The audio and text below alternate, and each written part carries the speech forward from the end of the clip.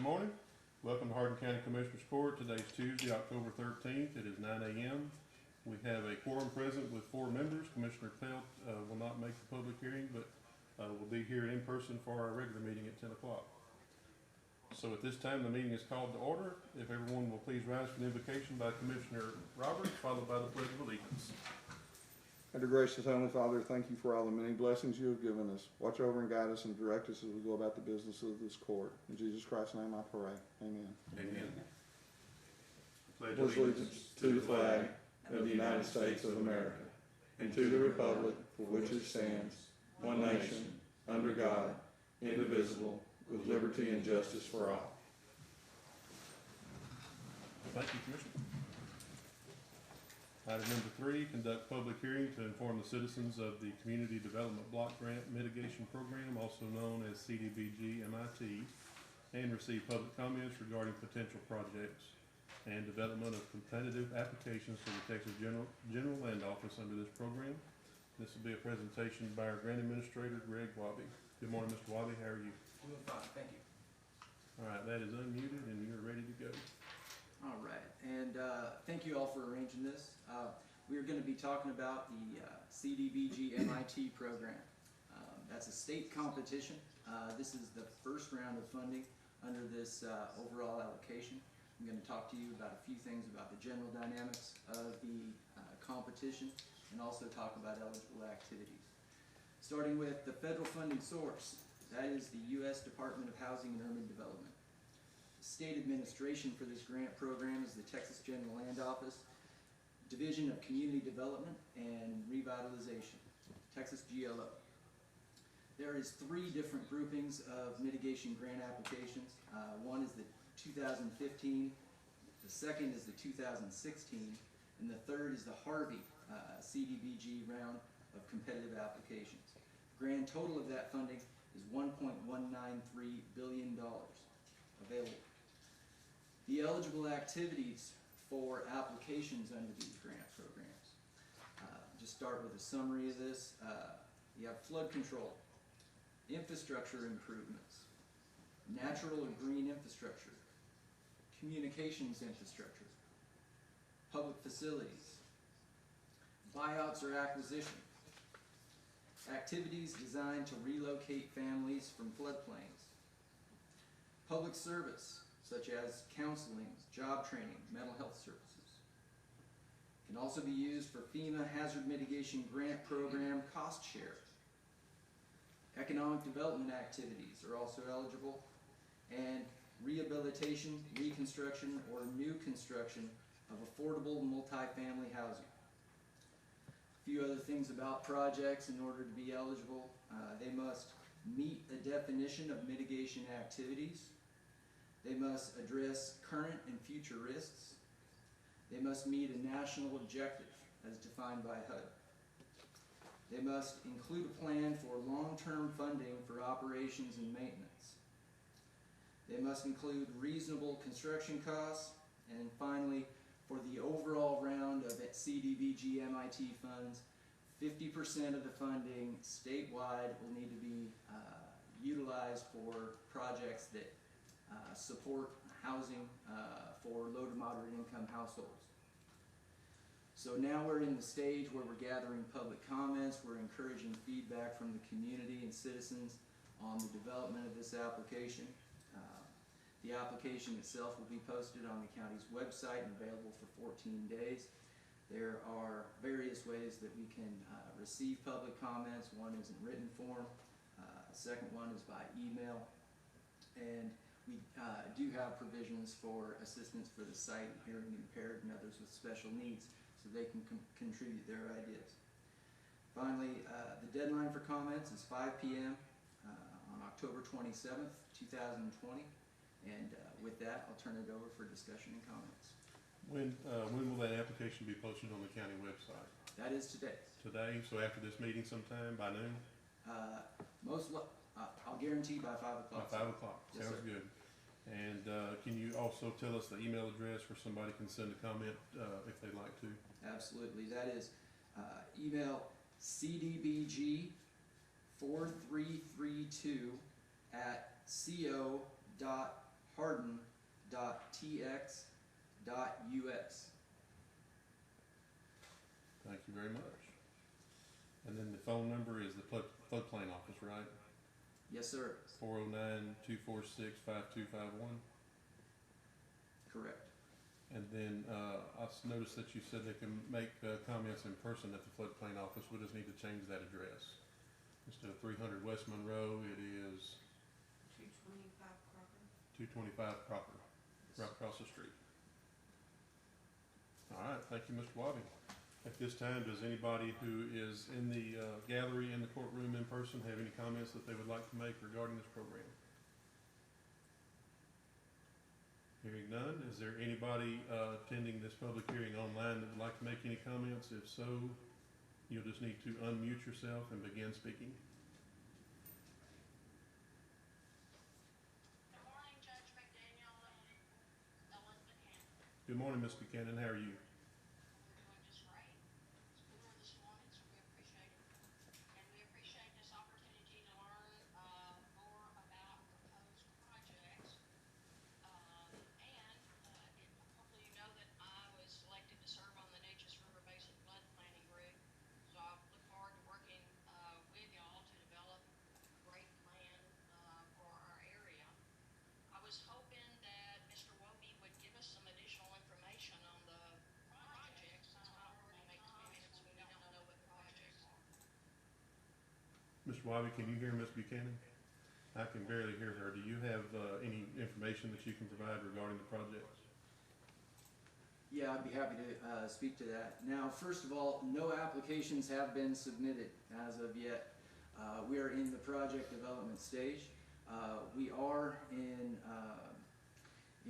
the scoping stage of a few different flood control projects that we hope will benefit low to moderate income neighborhoods, provide flood control projects that reduce the impacts of flooding when it occurs, and also have other benefits that serve both the floodplain and natural ecosystems. So those projects specifically will be posted later today once we compile the ones that are being scoped, but I would emphasize that those are not final, and that we're utilizing this 14-day comment period to gather additional ideas for projects that can be included in the application. Thank you very much. Ms. Buchanan, did that help? Not really, but I understand. Can you hear me better? I'll talk really loud. It is not you, it's on our end. I think each of the commissioners can hear you and Mr. Wabi can hear you. Okay. So, I mean, I've seen the maps.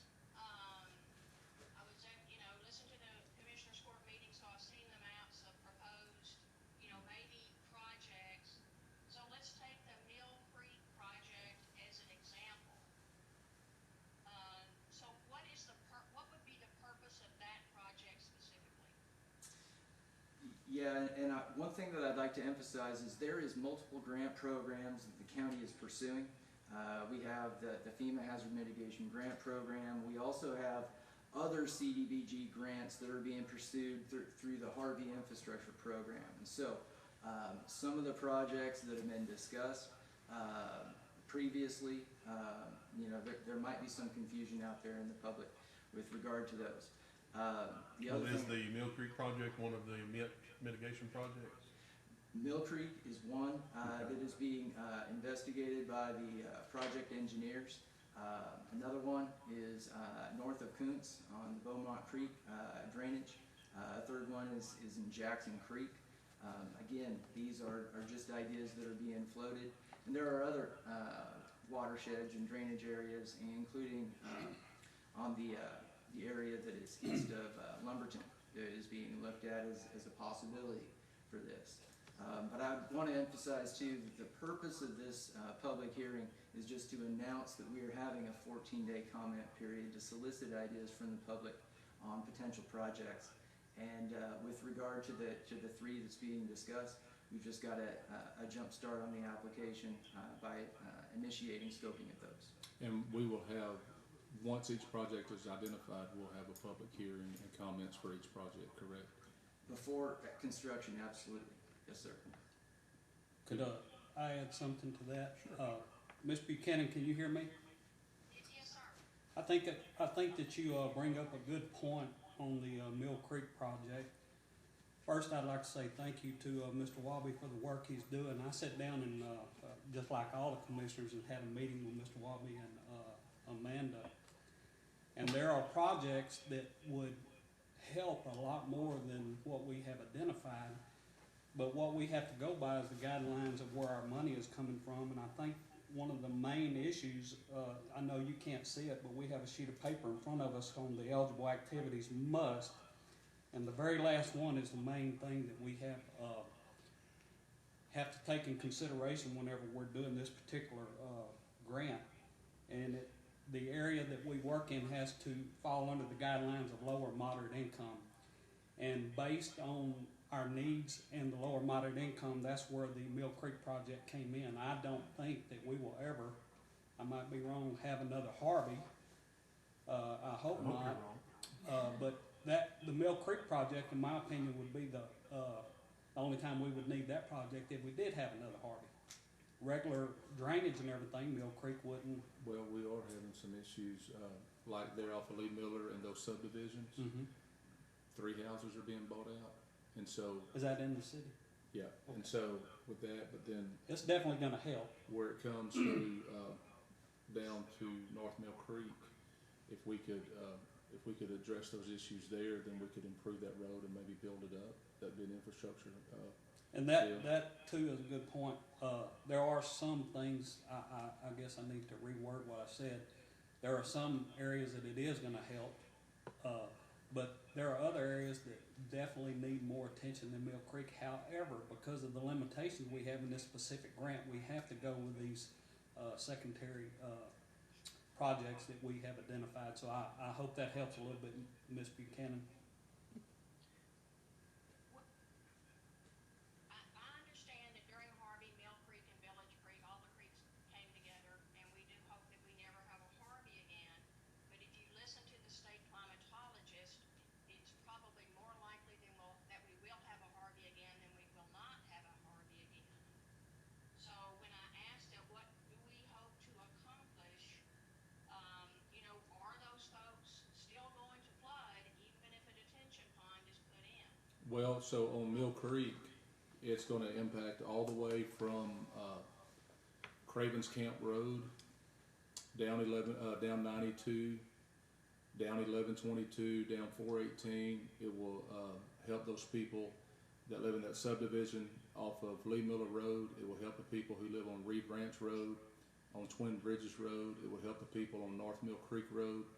And so that project for Precinct 2 is a huge project that could probably will reach over 100 households and impact them in a very substantial way. Has a study been done to show that the detention pond on Mill Creek will alleviate that flooding? Well, so on the specifics, we'll have to wait till our engineers draw up a plan, but it's not just a retention pond. There's a lot of silt in there that's been there for the last 25 years that's been unaddressed.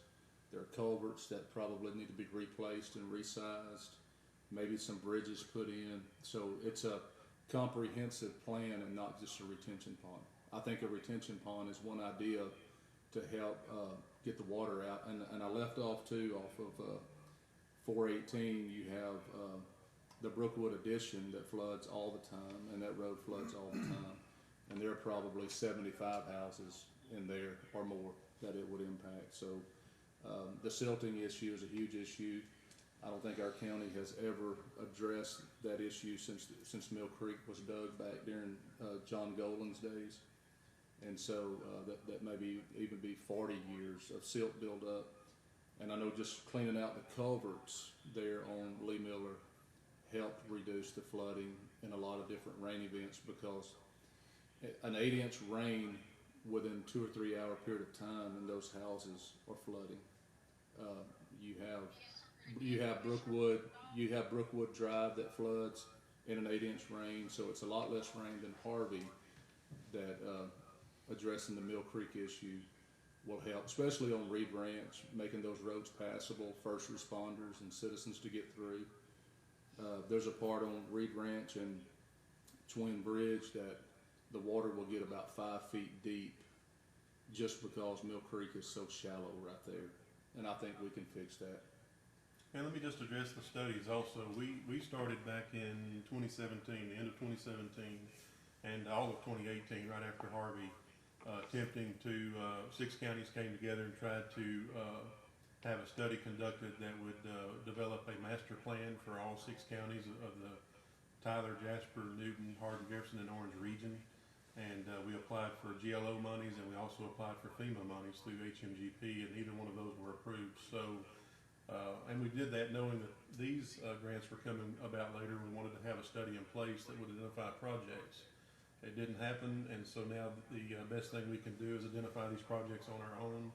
And if they're approved, that's when the study happens, when the money comes in for the project. The study happens at that time. And of course, if it determines that that project's not viable or that it needs to be modified in some way to make it viable, that's when that happens, before the construction phase. I would hope that the court would look at nature-based projects. Mill Creek is a great example of where nature-based could be used. I will say this about Belinda Estates. It's flooded ever since it was built.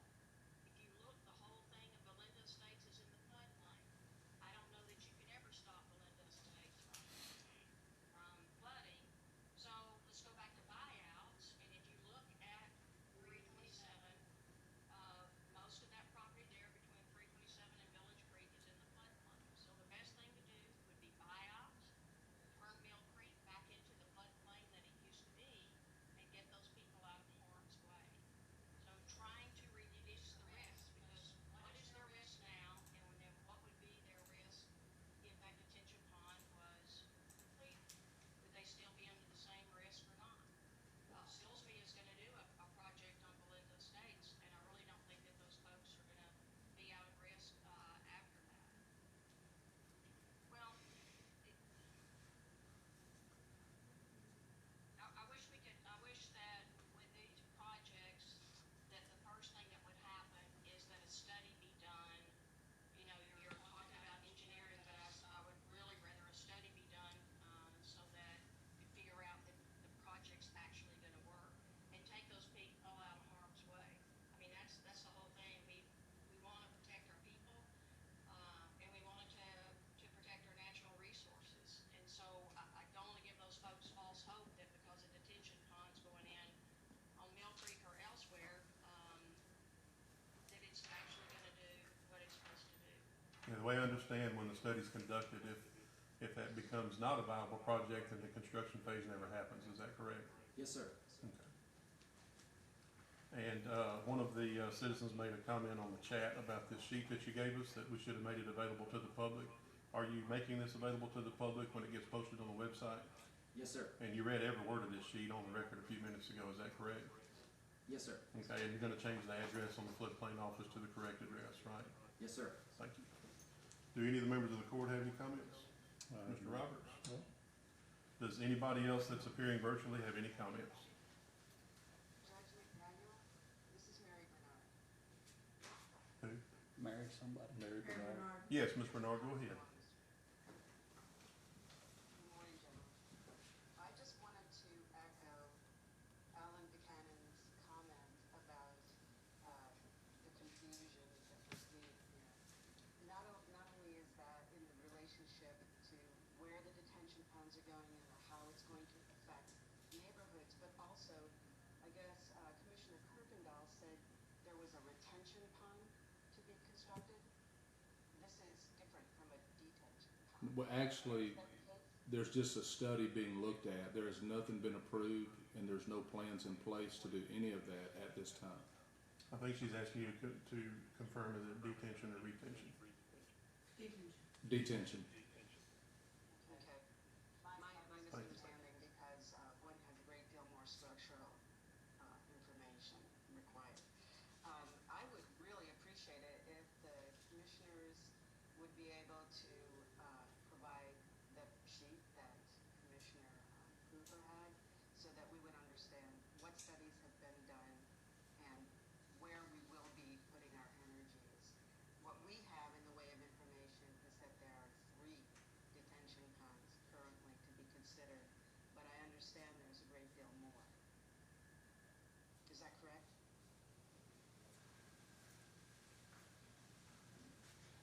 not sure I heard the question in its entirety, but I did want to emphasize too, the purpose of today's meeting is to obtain additional ideas for applications that can be developed.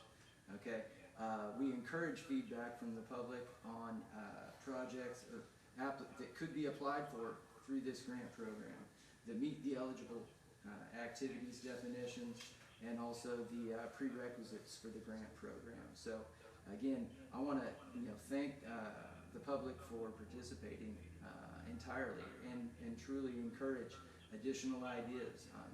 It's not just limited to the 3 projects that have been talked about so far, and it's not just limited to detention. It's not just limited to flood control, for that matter. So again, I would encourage anyone that is participating to submit their comments in writing. It's much easier for us to document and obtain those new ideas. And frankly, we're seriously looking at any projects that the public can suggest. So I just wanted to encourage that. And I have one other maybe statement of clarification. Buyouts are specific. There's specific rules for buyouts, specific money that's available for buyouts, and then outside of that, there's other monies available for these projects. Because I know Ellen brought up the fact of just buy everybody out, but I don't think that money can be used just to buy everybody out. Is that correct? That's correct. Yeah, and I just want to, Mr. Bernard also referenced this sheet that Commissioner Cooper brought up a while ago, and this will be posted online with the application that tells everybody what the eligible projects are, project types, and for people, instructions for people to make comments 3 different ways. Either in person at the floodplain office, by phone to the floodplain office, or by email, correct? Yes, sir. Okay. Mr. Wabi, can I ask one other thing? The maps that we looked at when we had the meeting with you that showed the breakdown of what qualified as low to moderate income, could these be made available to the public? Yes, sir. Absolutely. Because I think that would clear up a lot of this. Yes. Absolutely. We have drawn up the census block groups of the county that qualify as low to moderate income, as defined by the census and by HUD. And so, absolutely, those maps can be made available and will be included in the file for the CDBG MIT program. Just for the record, and I know the other commissioners as well, but whenever we sat down and met, when you met with each commissioner, our main objective was our primary hot areas as far as drainage. And then you compare that to the low to moderate income housing, so we don't qualify in the areas that we have the major problems in for this particular grant. So that's why these other 3 came out as suggestions. Correct. So if the public sees these maps that break down the low to moderate income, and maybe they can understand a little more, and maybe they would have more ideas that they might submit for us as well. Thank you. And also, Judge, I'd like to add, it was great information, Commissioner Cooper. It started out, I think, 70 to 75% had to be used in LMI. Yeah, 71 if I'm not mistaken, and then it dropped to 50. Yes, and so On this mitigation. and On so the DR, it is 70. okay, and so I just want to go on record that the federal government is working with local governments to reduce that number so that we can address those areas. Also, Ben Carson's group is handling most of this, and you can find all the information in the Federal Register. I've looked at it, and it's a lot of information to read, but where this is coming from is our United States Senate and our United States House. And so if there's any procedural information that you would like to address, I would like to ask y'all to do that through our representatives and senators, and the more people they hear from, the better it is for us on the local level. And then they basically chop the steak, then they send it down to Texas GLO, they cook it, and then we serve it on the county level. So that's all I got. Thank you, Commissioner. I also want to add that Commissioner Roberts has headed up a drainage advisory committee of about 20 people. Yeah. And a lot of these ideas have come from that committee, which is represents a cross-section of the county. So some of these ideas that our own Griggs table, came from that committee, and we appreciate all the work that they've put in over the past few years. But to go further, we do want to hear if there's any other ideas from the public before that application is submitted, and it has a deadline of October 28th. And there have been requests to extend that deadline. So far, they've been denied, but I'm going to be making another request today or tomorrow to see if we can get 2 more weeks because of all the disasters we've dealt with in the past few weeks, to see if we can get a little more time. But I'm being told that those will be denied. Judge McDaniel, point of clarification, Mr. Wobie, did you say that maps of the specific locations of the specific projects will be posted on the website also? Correct. And in addition to maps showing the low to moderate income census block groups of the county, which is an important prerequisite. And you mentioned the DR judge. I know the Saratoga detention pond is on the website, but there, you know, when you look at that, that PDF cuts off the writing, so you can't read everything, and there are no maps associated with that application. We always have We'd it appreciate at the the county maps. clerk's office, it's a full. Do you have Ms. Buchanan's email address? Will you send that to her? Send that to Ms. Buchanan, and if we can fix that on the website, we will. But We always print out a full application and put it at the county clerk's office. okay, thank you. All right, does anybody else who is appearing remotely have any comments? If so, unmute yourself and speak.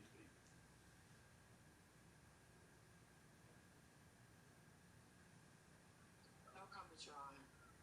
Thank you. All right, so by 5 p.m. today, this will be on the county website. Can you kind of tell me where they will find this at? The bulletin board is where we can put. All right, so on the left-hand side, there's I think there's a tab that says Quick Links, and under that, there's an item that says Bulletin Board, and this will be at the very top. And it'll say CDBG Mitigation Grant Program Public Comment Period, or something like that. So that's what to look for, and that'll be on the website today by 5 p.m. And this sheet that's been referenced will be one of the first things they'll see. It talks about the different types of programs, or eligible projects, and then how to make comments are located at the very bottom, correct? Yes, sir. All right, just before we end, I want to give everybody who's appearing remotely one more chance if anybody has any comments they'd like to make. If so, please unmute yourself and speak.